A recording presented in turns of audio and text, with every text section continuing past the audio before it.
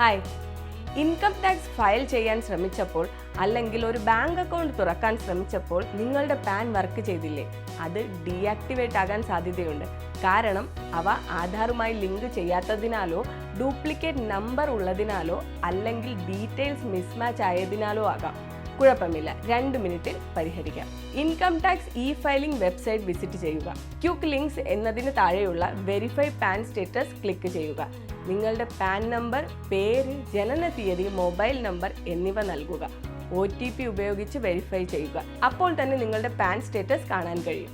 Income tax പോർട്ടലിൽ നിങ്ങളുടെ pan status ഇപ്പോൾ തന്നെ പരിശോധിക്കുക. ഇതിന് വെറും 2 മിനിറ്റ് മാത്രം മതി.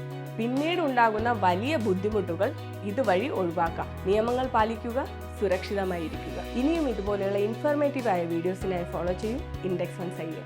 ഇൻഡെക്സ് 1 ശരിയാണ്. Thank you so much.